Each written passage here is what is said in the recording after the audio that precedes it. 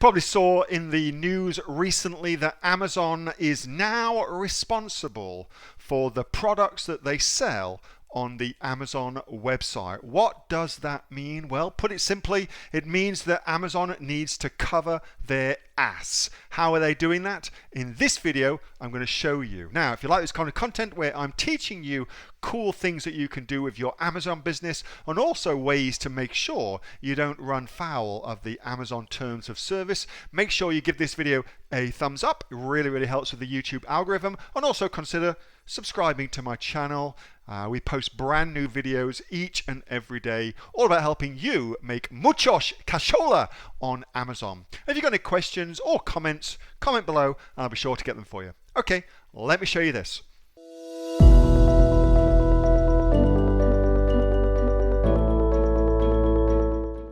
Amazon just updated their insurance policies. I got an email out of the blue from Amazon basically saying that now you absolutely have to have insurance to sell on Amazon in the US of A and also Canada, which is where I got my 2 emails sent to me from.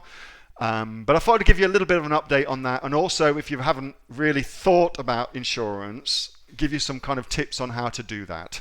So here's the update first and foremost. So here it is.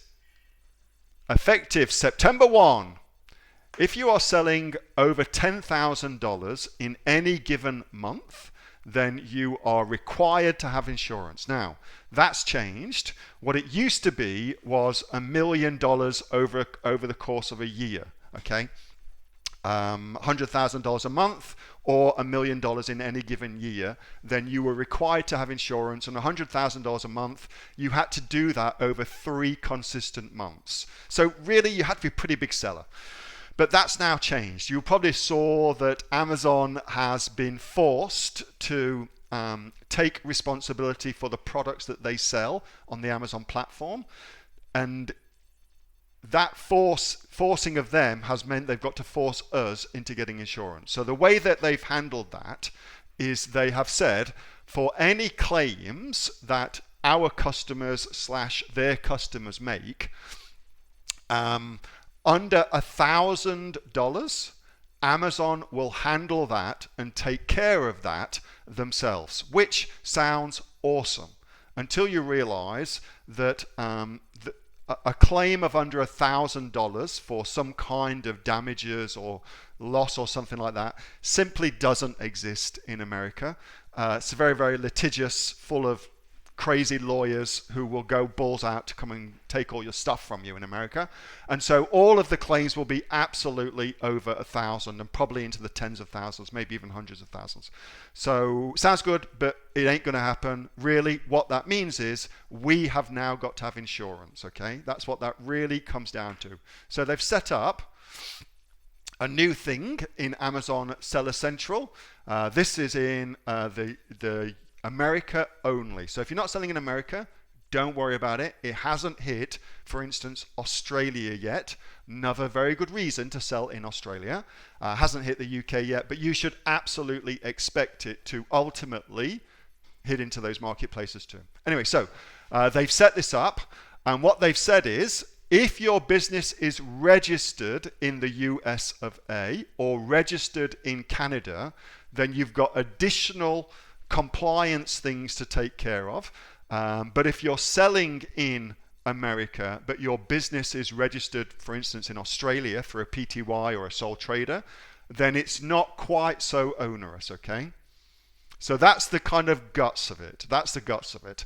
I reckon for most of us, though, it's going to make a lot of sense to get some insurance. And so the next question ought to be, where do you get the insurance? What insurance you need? And how much is that going to cost? So let's go to that. In the US of A, this is the company I think are really good now. I've just changed all my insurance over to these guys. This is Hiscox. And a good thing about these as well is they're Amazon recommended. So if you're using Hiscox for your insurance, not only have I personally found them to be cheaper than who I was using, but they're also liaising and working with Amazon, so it makes the whole process much smoother for you. And one of the clauses that Amazon needs to get inserted into the insurance document is already in the insurance document for these. So you haven't got to fuck about, basically. It's all done for you, okay? So there's that. And if you are in Australia, cost.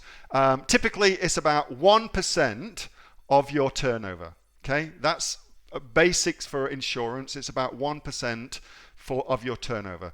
Starting at around about $200 for the year, but then over and above that, it will go on your turnover, and it's typically about 1% of your turnover for full product liability insurance in the USA, where it's much more litigious. Okay, that's America. If you're not selling in America, or you don't plan to sell in America, don't worry about it.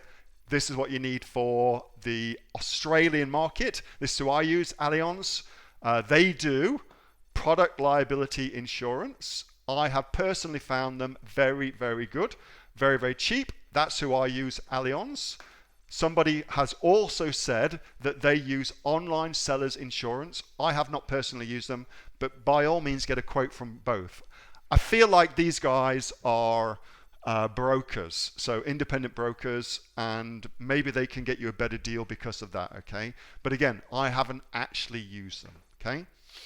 Hello there, this is Neil Asher from the Aussie Online Entrepreneurs, and that was a video from my regular Monday night Q&A session with the members of the Aussie Online Entrepreneurs. We've got 2,500 members and growing right here in Australia. We're actually the fastest growing e-commerce community here in Australia with sales of over $50 million. If you'd like to find out more, get yourself off to www.aussieonlineentrepreneurs.com.au. See you next time. Bye.